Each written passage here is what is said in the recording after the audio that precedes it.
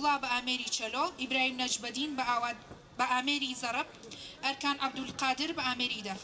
بلوری بێگایان عزیزم گەردەن بلوری بێگایان ئەمان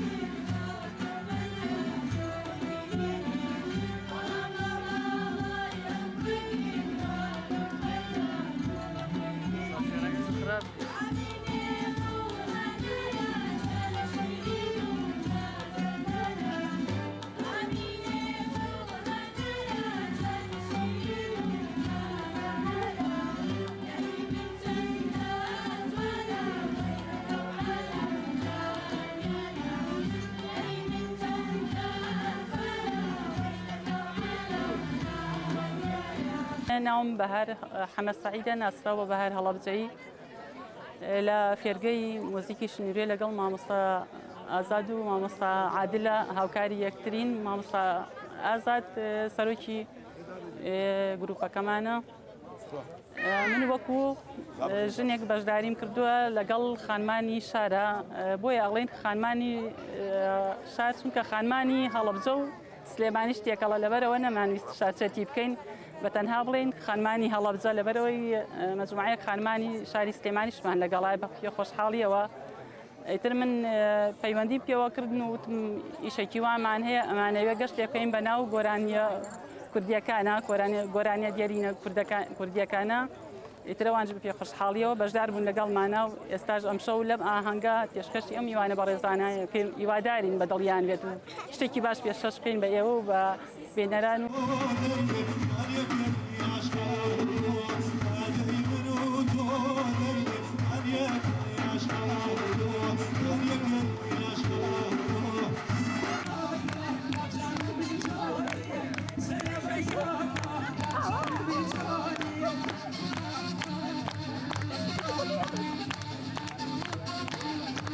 من ناوم کوێستانە، بەشداریکردنم لەم فیستیڤاڵە زیاتر لە ڕێی مامۆستا ئازادەوە بوو و خۆشمان ڕۆحێکی هونەریمان هەیە.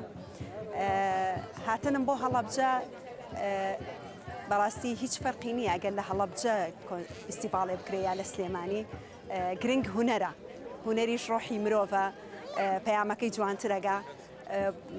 ئێمە هەموو یەک با بڵێن یەک زمانین، یەک نەتەوەین. ئینسان لەڕێی هونەرەوە شتەکانی جوانترەگات. هەڵەبجە دیارە بە میمێش و کە ئێمە خوێندومانەتەوە ڕابردوویەکی جوانتری هەبووە لە هونەرە.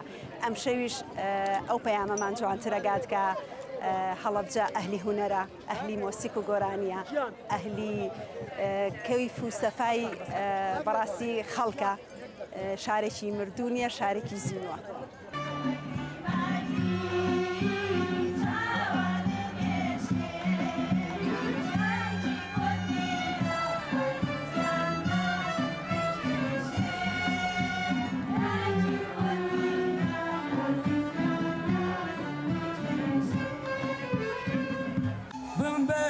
بازار زرفي روشنكه بين بازار زرفي روشنكه بده بقواره يا نوجان بيتو لك روشنكه ناري ويا ناري بري مالي ناوير مقلمات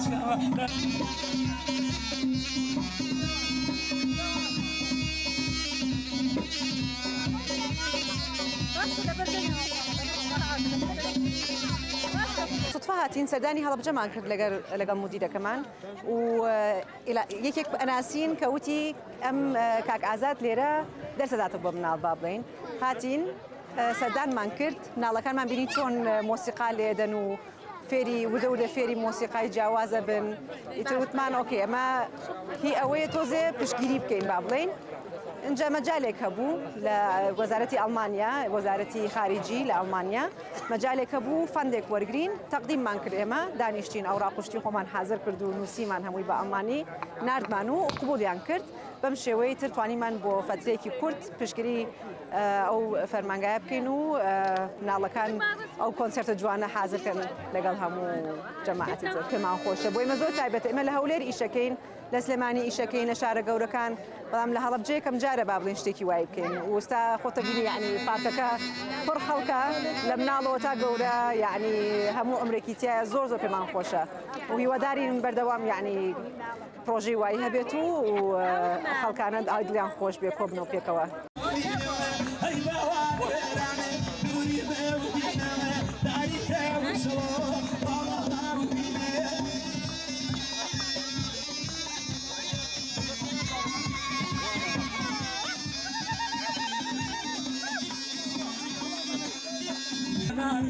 ناري وهري ماضي ناوير مظلمات يا برمي زير وشامي يا برمي زير وشامي